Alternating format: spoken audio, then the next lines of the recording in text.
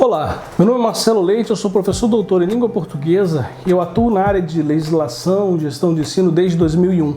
Nos últimos 14 anos eu incluí na minha formação atividades na área de tecnologia e gestão de ensino híbrido. Antes de prosseguir com uma proposta de métrica textual para o cálculo de tempo, precisamos fazer algumas considerações sobre alguns padrões de laudas que o professor vai encontrar. Vamos denominá-lo aqui como P1, P2 e P3.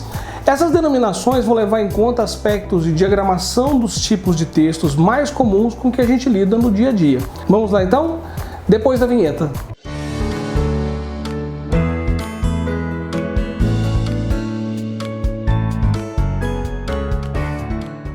Textos não são iguais.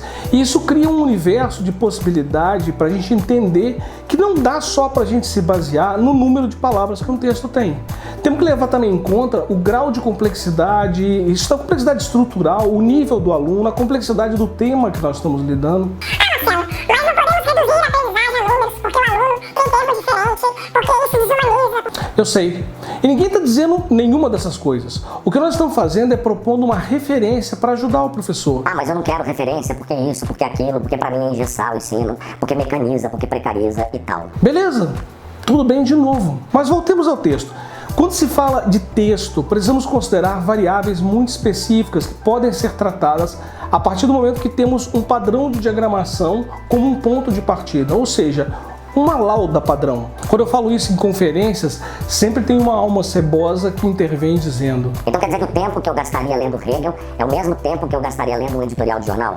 Considerando a complexidade, então, poderia atribuir muitos anos para entender o texto de filosofia. Eu penso que esse tipo de comentário, considerando que você acabou de explicar a complexidade temática como um dos fatores a ser levado em conta, é, no mínimo, despropositado e só serve para preencher o silêncio. Marcelo, mas eu trabalho com textos que meus alunos demoram muitas horas para entender, 2 páginas. Como é que fica isso? Como fica, eu não sei. Mas será que você está usando os textos certos para o seu aluno? Pensa nisso. Se você dá um texto de 2 páginas que o aluno demora 6 horas para entender, eu acho que deve haver algum problema com o texto, com o aluno ou com você. Um dia um colega, mesmo depois de explicar isso tudo, ele disse: mas eu ainda tenho dúvidas. E eu pensei, cara, eu mexo com isso já há mais de uma década e ainda tenho dúvidas. Isso é normal. O problema que me preocupa é quando ele começar a ter certeza sobre isso. Mas eu desisti de comentar esse tipo de coisa porque perderia o meu tempo e ele também não entenderia. Vamos propor uma metodologia então. A lauda P1 é a mais comum em artigos acadêmicos, monografias, teses e outros textos do gênero. Elas possuem em média 600 palavras e são muito comuns em áreas como humanas, ciências sociais aplicadas, letras, trazem consigo uma grande parte da informação como texto escrito. Eventualmente elas fazem uso de imagem, de gráfico e normalmente compensam essas mestras com fontes e espaçamentos entre linhas que são normalmente menores. Veja o exemplo. A lauda P2, ela traz um padrão apostilado. Apostilas trabalham com margens mais largas, inserção de imagens, caixas de texto, sempre em destaque.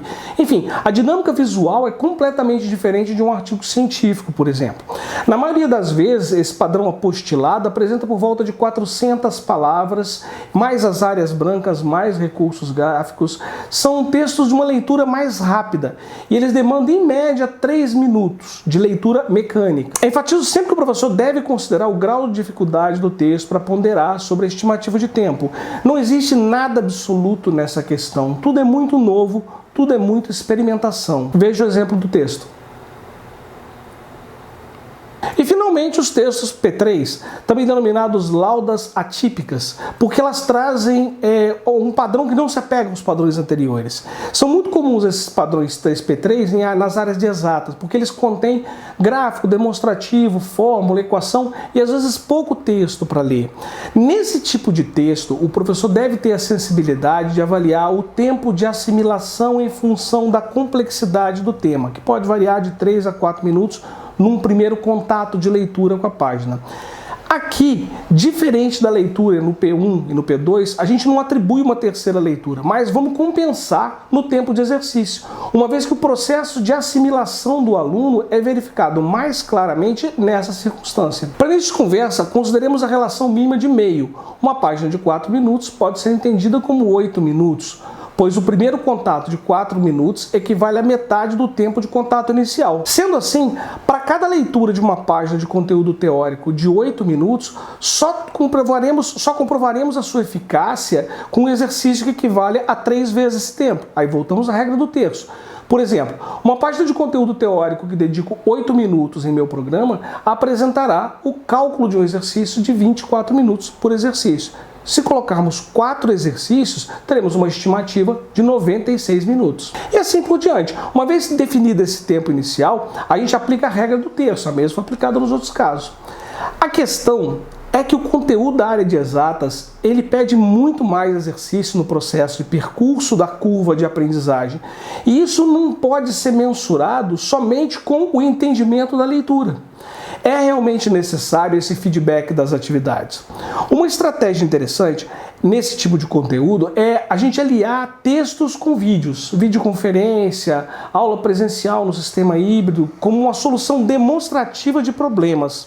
Isso ajuda muito. Antes de prosseguir, é importante lembrar, o grande problema dos textos matemáticos é que nessa área você não vira a página, ou seja, você não termina o assunto, porque cada assunto novo depende dos assuntos anteriores, muitas vezes de anos anteriores. Esse é o grande problema para você avançar num determinado assunto. Normalmente você tem que ter dominado o assunto anterior, que depende de um anterior, que outro anterior, e isso vai tudo conectado. A matemática, ela não admite, de maneira geral, desconectar as partes. A coisa é um corpo só. E a gente não tem como fragmentar. Um conhecimento vai depender do outro necessariamente. Por isso que esses textos do tipo P3, das laudas P3, são tão complexos. Embora menos comum, o uso de áudio é um recurso muito interessante, porque o aluno pode levar o áudio para ouvir no transporte que vai de casa para a escola, na van, no ônibus, fazendo uma atividade física. Porque o áudio, ele não rouba a atenção como o vídeo rouba. Por outro lado, a retenção de uma mídia de áudio, ela por não pegar 2 sentidos, ela acaba gerando um nível de dispersão mais alto. Mas o fato é que mesmo ouvindo várias vezes, em algum momento o aluno vai ter que parar para anotar e fazer as atividades. Mesmo que antes disso ele tenha ouvido uma infinidade de vezes. Para facilitar lidar com essa flexibilidade e mesmo com essa natureza mais longa dos áudios, nós vamos nos ater a 2 contatos com mídia de áudio. Uma mídia de 20 minutos, por exemplo, pode ser considerada como 40 minutos no seu programa. Então agora nós chegamos a um resumo, né? Um sistema que você teria um vídeo de 10 minutos, um áudio de 20 minutos, um texto de 10 páginas do tipo P1 para leitura, se configuraria mais ou menos da seguinte forma: vídeo de 10 minutos, 30 minutos no programa, áudio de 20 minutos, 40 minutos no programa, texto de 10 páginas, 120 minutos no programa. Dentro do ensino híbrido ainda existem recursos como videoconferência, encontro presencial, que nesses casos dispensam explicações de cálculo de hora, pois o tempo que você registra é o mesmo tempo padrão. Não tem diferença, os mesmos 60 minutos, 60 minutos, 90 minutos que você tem numa aula presencial. Dessa forma nós teríamos a seguinte divisão: um vídeo de 10 minutos, 30 minutos, um áudio de 20, 40, um texto de 10, 120, uma videoconferência de 60, 60, um encontro presencial de 60, 60. Ou seja, estamos falando de um programa de 5 horas e 10 minutos de carga horária, só lançando os recursos. Nós não falamos ainda das atividades, que vão somar também com o tempo próprio. O slide também é um recurso, mas ele é chamado de recurso integrado. Nós não colocamos um slide sem estar junto com uma outra mídia, uma mídia de áudio, de vídeo. Então nós vamos aplicar a mesma métrica que nós aplicamos ao vídeo, ao slide. Por isso nós não consideramos o slide um elemento separado. Vimos nesse vídeo que é importante ter em mente que um texto possui tipos diferentes de distribuição gráfica. São chamados de laudas. E que considerar isso é o ponto de partida para um programa, mas o professor deve ter em mente que outros fatores como a complexidade temática, estrutural, ou mesmo a maturidade dos seus alunos deve ser levado em conta para estimar o tempo do seu programa. O que damos aqui é uma sugestão de referência. É isso. Se você tem algum tipo de texto que queira sugerir nessa metodologia, deixa nos comentários. E não esqueça, se você gostou do vídeo ou te ajudou de alguma forma, dá um like, assina o canal, ativa o sininho de notificações. E se puder, compartilhe com um amigo que também quer entender um pouco mais sobre esse assunto. Um abraço e até o próximo vídeo.